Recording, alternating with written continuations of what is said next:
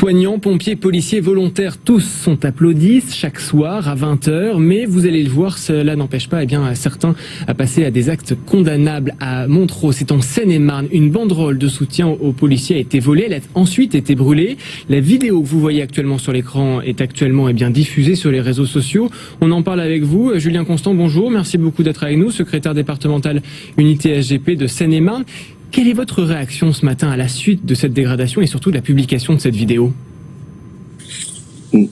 Notre réaction, c'est que les policiers aujourd'hui sont en colère. En colère pourquoi? Parce que c'était un message fort que les citoyens avaient apposé sur les grilles du commissariat de Montereau, qui apportait leur soutien. Et on constate lundi matin, à travers le réseau social Facebook, que cette banderole était mise à feu par deux lâches individus cagoulés qui proféraient des messages haineux envers nous, que je vais citer: on va vous exterminer, bande de sales traites. Vous allez comprendre c'est quoi, bande de sales porcs.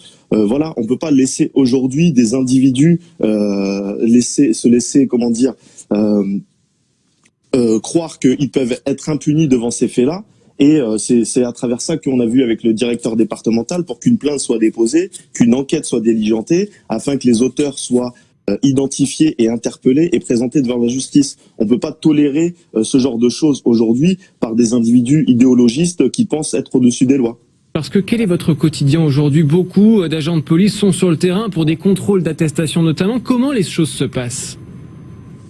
Oui, tout à fait. Les forces de police sont mobilisées depuis 22 jours, la période de confinement, 7 jours sur 7, 24 heures sur 24, avec les moyens qui leur sont attribués, avec des fois des masques périmés, en émettant des mesures barrières, avec des individus qui sont récalcitrants, qui ne respectent pas la mesure de confinement. Pourquoi aujourd'hui les policiers et les gendarmes sont là pour faire respecter cette mesure de confinement?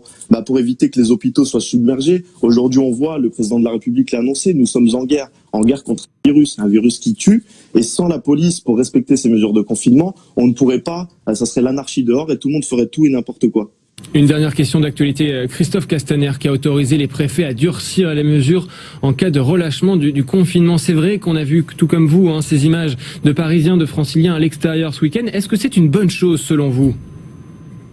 Oui, tout à fait, c'est une bonne chose. Pourquoi? Parce qu'on le voit, la météo n'est pas très clémente avec nous. Alors oui, pour les citoyens, pour nous, il fait beau, on a envie de sortir, mais ce virus se propage et pour justement le stopper et stopper très rapidement cette épidémie, il faut rester chez nous pour se protéger et aussi protéger les services médicaux qui aujourd'hui sont débordés, submergés par les cas de malades. Merci beaucoup Julien Constant d'avoir été avec nous en direct ce matin dans Bonjour Paris, secrétaire départemental unité SGP de Seine-et-Marne.